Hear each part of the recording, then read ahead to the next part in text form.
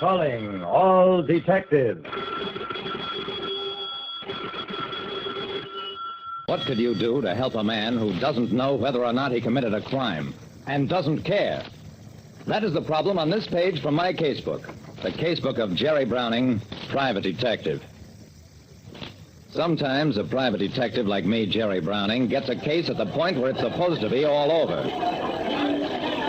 It was the trial of Vincent Harmon, charged with murdering his wife and disposing of a body. Witnesses had already testified that Harmon and his wife quarreled incessantly, that he'd threatened to leave her, that she'd said he'd never dare leave because of what she knew about him. Now the district attorney was trying to prove the corpus delicti. Corpus delicti doesn't mean the body of the victim, as some people think. It means the fact of the crime. In the absence of a body, as in this case, the DA had to prove that a crime was actually committed. He proved it through Professor Jenkins, an expert on blood types. The poker had stains on it, which I analyzed and which are blood stains. The blood matches for type the blood type of Mrs. Harmon as contained in the hospital record of a transfusion she received 5 years ago. Vincent Harmon did not take the stand in his own defense. His attorney claimed that corpus delicti had not been proved, that Mrs. Harmon was someplace presumably alive. A few hours later, we, the jury, find the defendant guilty of murder in the first degree.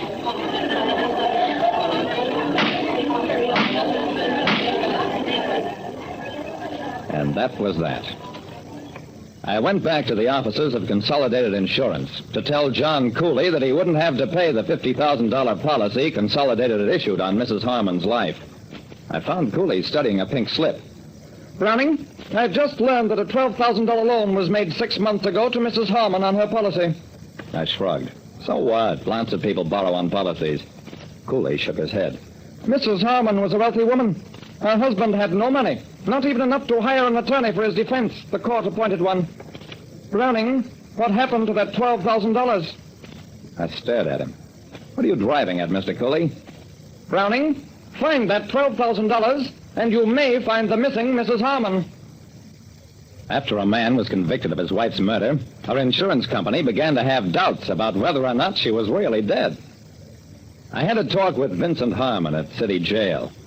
Mr. Browning, I know nothing about a loan my wife made on her policy. I didn't even know she had any insurance. I looked at the sensitive-faced, soft-voiced young man. He was 32. His wife had been 10 years older.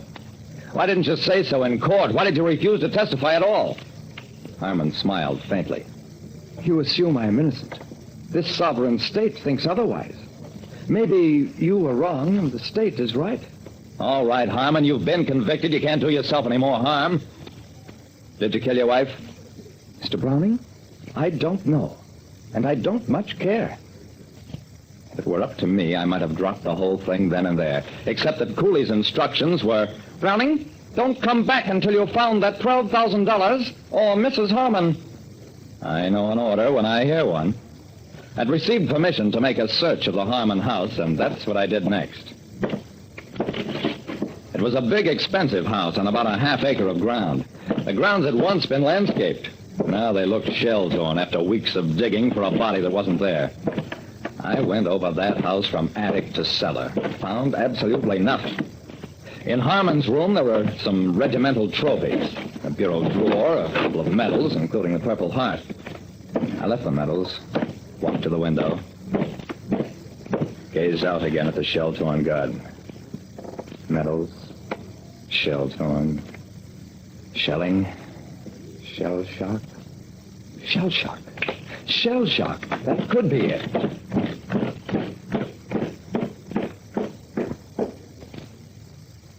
Yes, I was Captain Harmon, superior officer. Good man, very good man. Colonel, was Harmon a shell shock case? Obsolete term. Combat fatigue. He was invalided out for combat fatigue and wounds.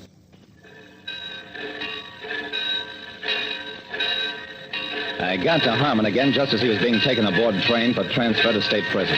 Harmon, you've got to talk fast and honest. You have periods of amnesia. You don't know what you're doing. Is that right? Harmon bowed his head.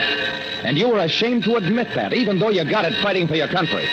Isn't that why your wife said you'd never leave her? Because you were afraid to trust yourself alone? Harmon's lips twisted in agony. Leave me alone. I'm better off dead.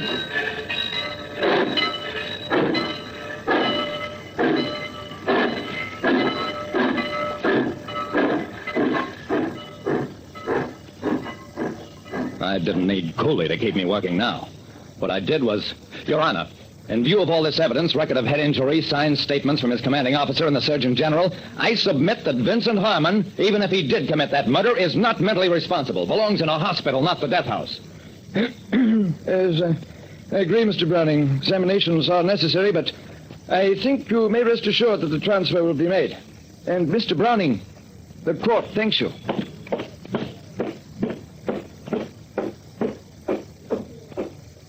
Okay, so now the pressure was off, and I could return to the basic problem of what happened to Mrs. Harmon.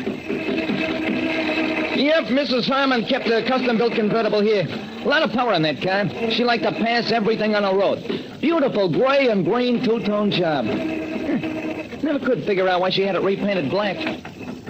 So, Mrs. Harmon had ordered a flashy car repainted black. The car that disappeared when she and $12,000 did. To all state highway patrols, Mexico, Canada. Be on lookout for black convertible coupe, custom built, repainted, driven by woman. Description follows.